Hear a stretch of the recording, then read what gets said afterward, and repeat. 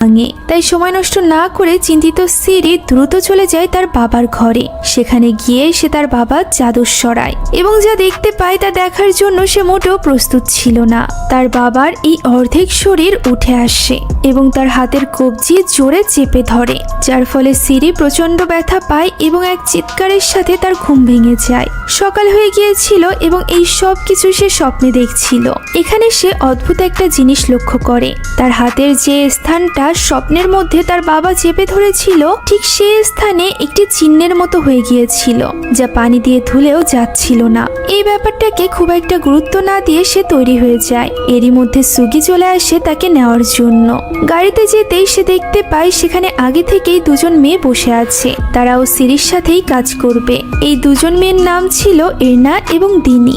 এখানে দিনিকে দেখে বোঝাই যাচ্ছিল যে সে এই চাকরিটা নিয়ে খুব একটা খুশি না। খুশি যেমন তেমন সবচেয়ে অবাক করা বিষয় হলো তাদের তিনজনের হাতেই ওই একই রকম চিহ্ন ছিল, যা দেখে বাকি দুজন অবাক হলেও দিনি অবাক হয় না। সে জানায় যে যারাই একমুজো পরিবারের জন্য কাজ করে তাদের সকলের হাতেই এই চিহ্ন দেখা যায়। তখন সুগি জানায় যে দিনি অনেক আগে থেকেই এই পরিবারের জন্য কাজ করে, অর্থাৎ সে জানতো তাদেরকে কোথায় নিয়ে যাওয়া হচ্ছে এবং কি কাজের জন্য নিয়ে যাওয়া হচ্ছে। এ কারণেই মূলত তার মন খারাপ ছিল। এখন গাড়ি চালিয়ে তাদেরকে নিয়ে যাওয়া হয় এক গহীন জঙ্গলে। সিরি যখন ঘুম ভাঙতে এই দৃশ্য দেখতে পায় তখন সে বেশ অবাক হয়ে যায়। তাদের গাড়িটি এই জঙ্গলের একটি বিশেষ জায়গায় থামানো হয়। সুগি গাড়ি থেকে নামার আগে বাকিদেরকে গাড়ি থেকে নামতে নিষেধ করে। আর এরপর সে একটি ছাতার কাছে যায় এবং সেখানে নিজের রক্ত দিয়ে একটি বিশেষ রিচুয়াল করে, যেটা দেখে এরনা এবং সিরি অবাক হয়ে যায়। আর এরপর তাদের তিনজনকে নিয়ে যাওয়া হয় ঠিক ওই জঙ্গলের মাঝ বরাবর, যেখানে একটি পুরনো বাড়ি ছিল। তারা তিনজন ওই বাড়ির ভেতরে প্রবেশ করে। এখানে তারা একটি ক্যালেন্ডারে কিছু মার্ক করা ডেট দেখতে পায়, যেখানে 1000 দিন কাউন্ট করা হয়েছিল। এই 1000 দিন পূর্তে আর মাত্র 5 দিন বাকি ছিল। আর এই 5 দিনের দিনই ছিল কাইয়ন ফ্রাইডে। এখন ওই রুমে একজন বৃদ্ধ লোক আসে।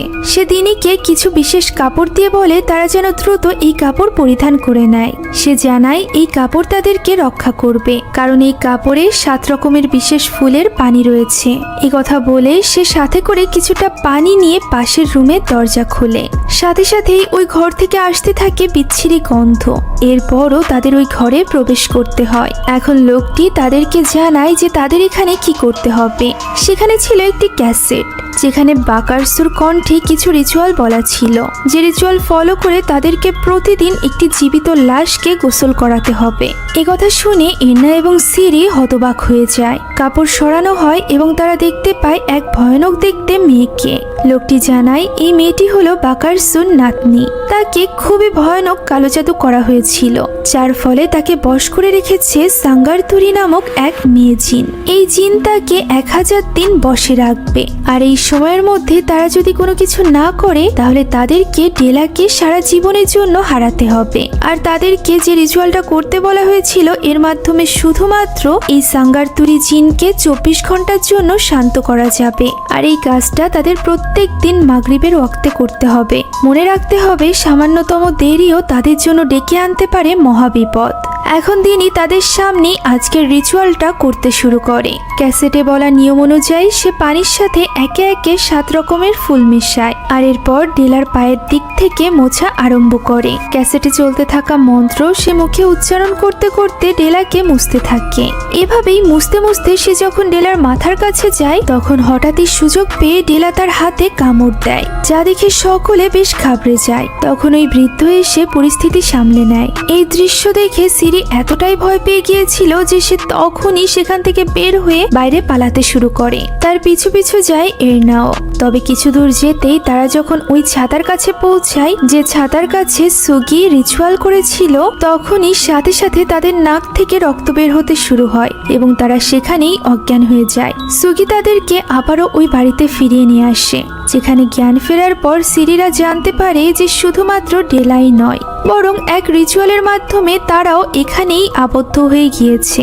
তারা ওই ছাতার বাইরে যেতে পারবে না, যার ফলে আগামী 4 দিন তাদের এখানেই থাকতে হবে এবং নিয়মিত ওই লাশের গোসল করাতে হবে। যেহেতু তারা বাকারসুর সাথে চুক্তিবদ্ধ হয়েছে, তাই তারা এখান থেকে যেতে পারবে না। একথা জানিয়ে ওই বৃদ্ধ এবং সুগি সেখান থেকে চলে যায়। বেচারি 3 জন বন্দিদশায় থেকে দাঁড়িয়ে দাঁড়িয়ে তাদেরকে যেতে দেখে। এখন ঘরে ফিরে তিনি জানায় অ্যাটমোজো পরিবারের অসংখ্য শত্রুদের মধ্য থেকেই কেউ একজন ডেলার উপর এই কালো জাদু করেছিল, যার ফলে ডেলা সাঙ্গারথুরি নামক এই জিনের বশে এসে তার পরিবারের সবাইকে মেরে ফেলেছিল, যাদের মধ্যে ডেলার নিজের বাবা মাও ছিল।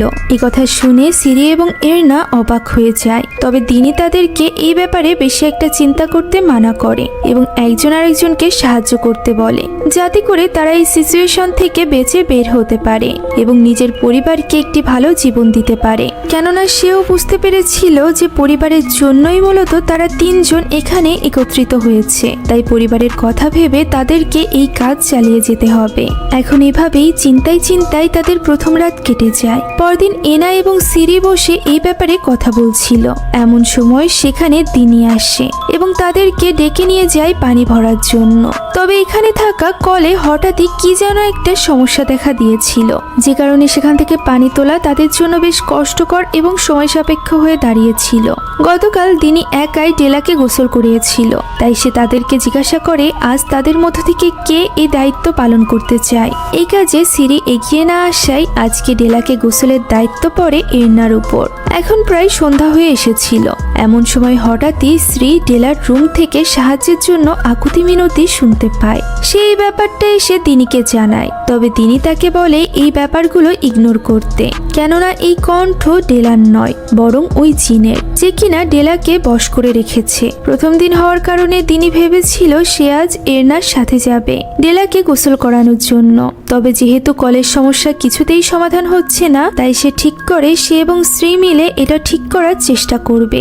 আর এই সময় ডেলাকে একাই গোসল করাবে এরনা। এরনাও একথাই রাজি হয়ে যায় এবং ওই দিন সে একাই ডেলাকে গোসল করায়। দেখতে দেখতে রাত হয়ে গিয়েছিল। আজ ছিল ৯৮তম রাত। বাইরে অঝোরে বৃষ্টি পড়ছিল। জানালা দরজা বন্ধ করে তারা 3 জন ঘুমিয়ে পড়ে। হঠাৎই সিরির ঘুম ভাঙে এবং সে নিজেকে একটি গর্তে দেখতে পায়। এই গর্তটি ছিল বিশাল এক আখক্ষেতের মাঝে। শ্রী নিজেকে এখানে পেয়ে বেশ অবাক হয়ে গিয়েছিল। এরই মধ্যে তার কানে ভেসে ওঠে সাহায্যের আর্তনাদ। তাই তো সে ওই কণ্ঠ ফলো করে সামনের দিকে এগোতে থাকে। সে ওই কণ্ঠ অনুসরণ করতে করতেই আখক্ষেতের ভেতর থেকে একটি বাড়ির সামনে পৌঁছায়। এই বাড়ি থেকেই ওই কণ্ঠ তাকে সাহায্যের জন্য ডাকছিল। এমন সময় হঠাৎই সে পেছনে আওয়াজ শুনতে পায়। পিছে ফিরে সে দেখতে পায় একজন লোক সেখানে দাঁড়িয়ে আছে। মুহূর্তের মধ্যেই ওই লোকটি তার উপর হামলা করে বসে এবং সিরির ঘুম ভেঙে যায়। প্রথমে তো তার মনে হয় এই সব কিছু সে স্বপ্নে দেখেছে, কিন্তু ঘুম ভাঙতেই সে দেখতে পায় তার হাতে এবং পায়ে আখ গাছের পাতা লেগে আছে, সেই সাথে তার পায়ে আরো লেগে আছে কাদা। এই সব কিছু দেখে সে বেশ দ্বিধায় পড়ে যায়। ব্যাপারটা সে দিনি এবং এরনার সাথেও শেয়ার করে। সে আরো জানায় ওই কণ্ঠ শুনে তার মনে হচ্ছিল ডেলা তার কাছে সাহায্য চাইছে। তবে এখানে দিনির মনে হচ্ছিল এই সব কিছু নিয়ে সিরি একটু বেশি চিন্তা করছে, আর এই কারণেই সে এমন স্বপ্ন দেখেছে। শ্রী তখন তাকে আখ গাছের পাতা দেখিয়ে জিজ্ঞাসা করে তাহলে এটা কি। এই প্রশ্ন শুনে দিনি বেশ রেগে যায় এবং তাদেরকে বলে এত কিছু না চিন্তা করে আর মাত্র 2টা দিন তাদের এই দায়িত্ব ঠিকঠাকভাবে পালন করতে, তাহলেই তারা এই সব কিছু থেকে মুক্ত হয়ে যাবে। এখন ক্রমাগতভাবে আজ ছিল সিরির পালা। তাকেই আজ ডেলার গোসল করাতে হবে। মাগরিবের ওয়াক্তে সে ভয়ে ভয়ে পানি নিয়ে ওই ঘরে প্রবেশ করে।